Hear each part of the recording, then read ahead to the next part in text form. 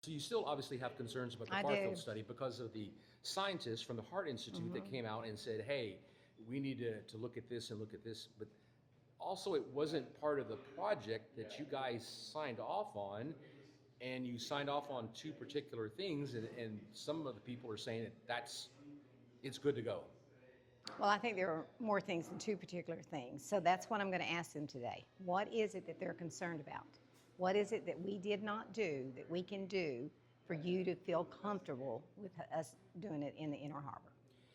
And what about time? We may not have a lot of time. We don't know. I mean, if Yeah. the drought continues on, and then Evangeline doesn't work, and the water wells in the Oasis River go out, we could be in a lot of trouble. Well, let me just tell you, desal is going to take 3 to 5 years, so we've got a little bit of time. We have water that we haven't even counted yet because it's came down, it's not in our plan, and I wish that we had waited for the desal until we got those numbers. So, and Evangeline's going to come online. It's going to. You just wait and see. Mark my words, we're going to get that water, and that's 24 MGDs. I think within the next couple of months, we're going to hear something about that. And Inner Harbor, is it going to pass or fail tonight? I don't know. I don't know. Honestly, do not know. I'm being honest. I don't know if it's going to pass or not. I want to find out what they're wanting in the Farfield study, what they're not happy with. What is it that they're concerned about? Is there anything concerning to you with the Farfield study that the scientists from A&M came out or from the Heart and said, hey, we don't really like this.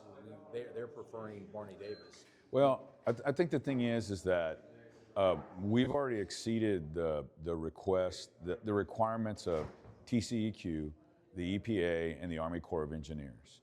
So we went through this process to be completely transparent and let the community understand what it is exactly that we're doing.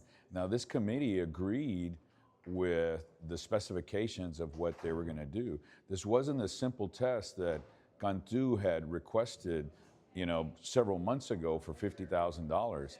The cost of this study was almost $400,000. So we went above and beyond. Now, I understand what their concerns are, but it's a lot of hypothetical things that weren't written into the specifications. So they were there when the specifications were put together. Now, they requested a peer review, but the thing is that the whole purpose of this was to have an independent firm.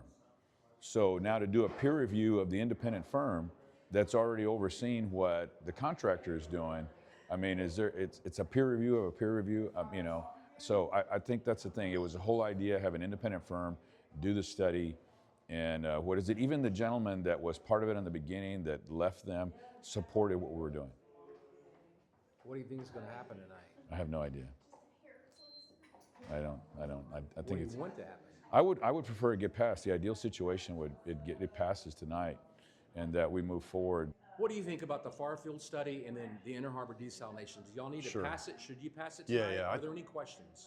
I don't have a lot of questions. I think the results of the Farfield model should provide us some comfort that we can move forward with the design of Inner Harbor. Now, if there's some other things we need to look at during that design that could affect the design, no problem with it.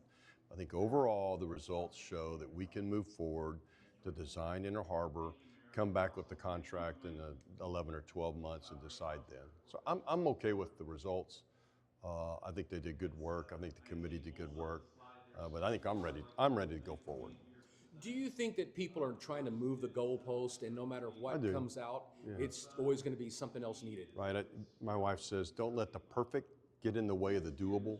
Right. And I think there's this energy about looking for the perfect. I think this is doable, and I don't think it negatively impacts the bay.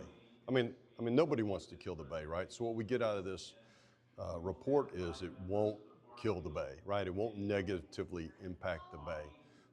If we want to do some additional modeling, maybe around the pilot plant, that's fine, but we need to go forward with the design.